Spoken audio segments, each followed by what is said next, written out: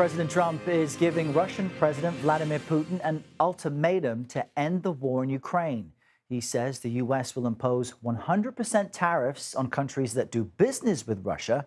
That's if there's no peace deal within 50 days. Trump expressed his frustration with Russian President Vladimir Putin in a phone interview with our partners at the BBC. I'm disappointed in him, but I'm not done with him, but I'm disappointed in him. So we had a deal done 4 times, and then you go home and you see he just attacked a nursing home or something in Kiev. I said, what the hell was that all about?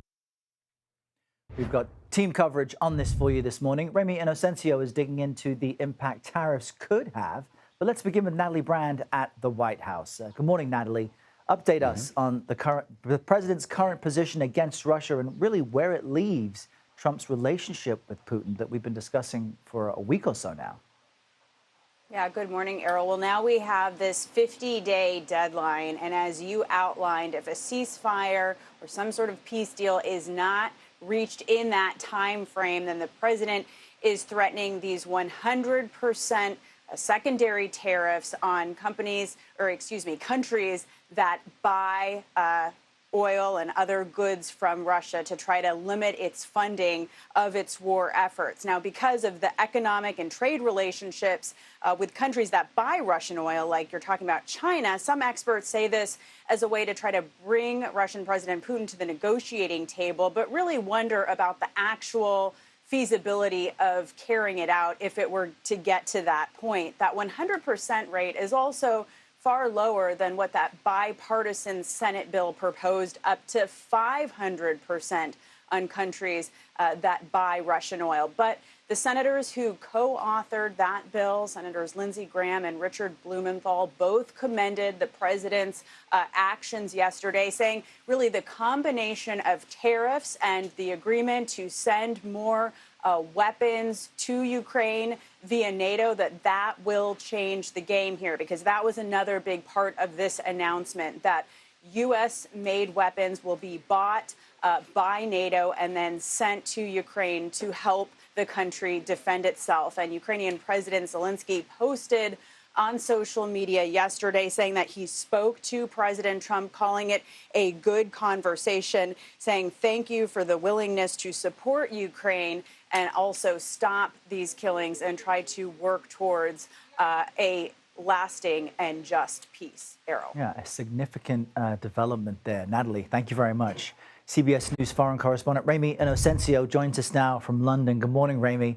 We just heard Natalie mention China. If a peace deal isn't reached, which other countries might be impacted by these tariffs? I mean, China's a major one.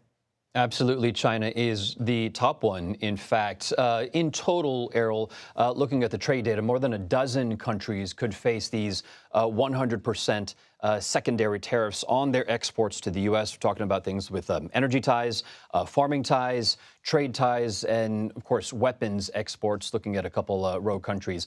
China and India, also the world's biggest importers of Russian oil. Taking a look at the map here, they buy up about 90% of Russian exports shipped by sea. Before the war, the EU was the biggest importer. We know why they do not do that now. This is because here of economic and political reasons that they're importing this oil. Russia sells oil at a discount. That is a good reason. They get it cheaper. Depending on how oil is trading, it could be a discount of like $8 to $15. So that saves hundreds of millions of dollars. They need it for the massive economies. And just today, Errol, China reported GDP growth of 5.2%. That beat expectations. The country still needs oil. A few other countries to note, the UAE is a financial hub to trade Russian oil. Brazil imports Russian fertilizer.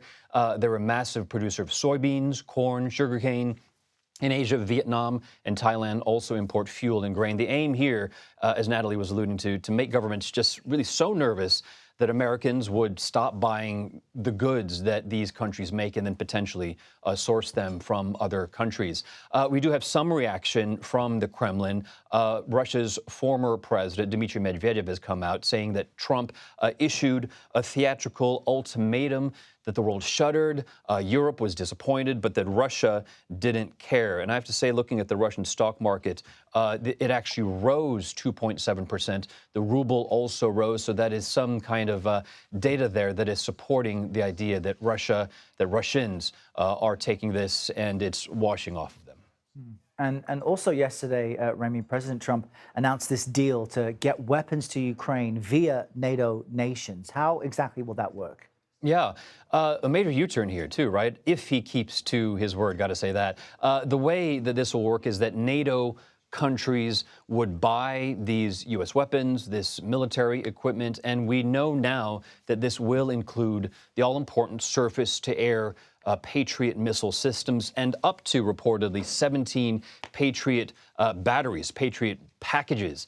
Some NATO countries with Patriots that they already have would then send their own equipment. Then those would be swapped in with the new equipment coming in from the United States. What's key here, though, Errol, is that there are no freebies. This is something that Trump has criticized Biden of during his time. Trump said that the EU is going to pay for 100% of the weapons, then send that over to Ukraine. He's also changed his tune on NATO, the 27-nation bloc itself. In an exclusive with our partner, we ran some sound earlier. BBC News and their chief North America correspondent, Gary O'Donoghue, had this to say. Take a listen. You once said that NATO was obsolete. I think NATO is now becoming the opposite of that. I do think it was past. And it was very unfair because the United States paid for almost 100% of it. But now they're paying their own bills, and I think that's much better. And he also said collective defense is fine. That's a quote. Support for Article 5, meaning an attack on NATO, on one member of NATO is an attack on all. So this is yet another U-turn, which is going to be received very happily by Ukraine and Europe. Yeah, quite remarkable. Remy, thank you for that.